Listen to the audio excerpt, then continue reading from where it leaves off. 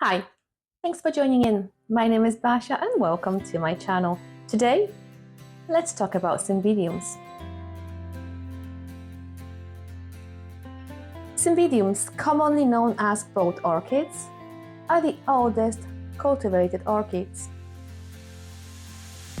They were grown in China 2,500 years ago. They are native to China, to Japan, through to Himalayas, through to Southeast Asia, to Australia. They might be terrestrial in habit, epiphytic, or even grow on rocks.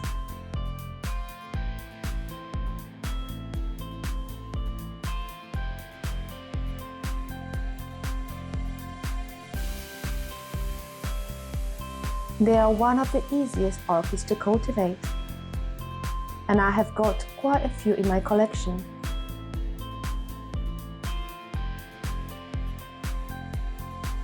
Now, my collection is divided into two.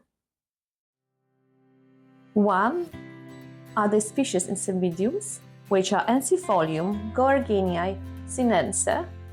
Those are pretty compact in size, with a gorgeous variegated leaves, small but extremely fragrant flowers, and two complex hybrids. Those are pretty large in size, with huge pendant flowers, and are commonly found in local garden centers and nurseries.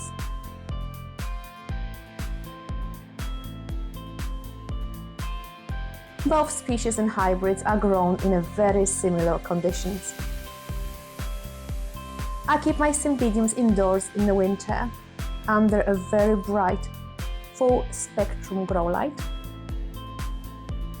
and in a cool, unheated room. I keep them fairly dry and I do not fertilize them. This is the time when they usually flower for me, especially the hybrids. Species have got a different flowering times. Sometimes they do flower in the summer, sometimes in the spring. But this is the time when orchids are resting and putting out their flower spikes.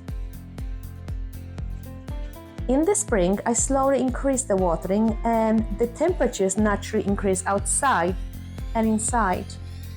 I start to fertilize when I see the new growths start to emerge. I move my cymbidium outside mid-spring to early summer when night temperatures are consistently above 10 degrees Celsius.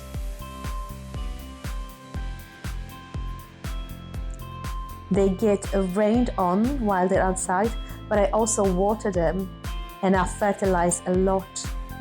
This is the time when they are in the most active growth and they need abundance of water and feed.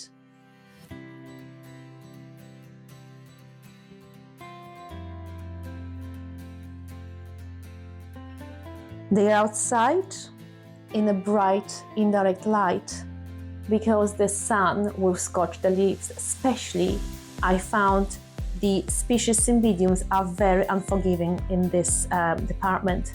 And another note on species cymbidiums, they are not allowed to dry out at all.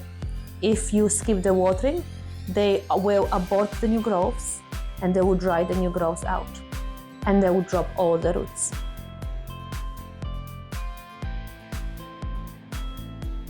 My cymbidiums stay outside till late autumn when the temperatures are starting to dip to 5 degrees Celsius. That is the time to bring them indoors again. And that's when the cycle begins again. So as you see, the cymbidiums are pretty straightforward. They're pretty resilient orchids.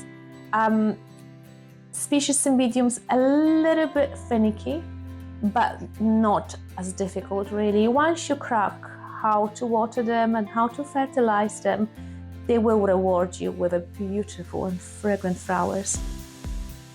I hope you enjoyed this video, and I'll see you in my next one.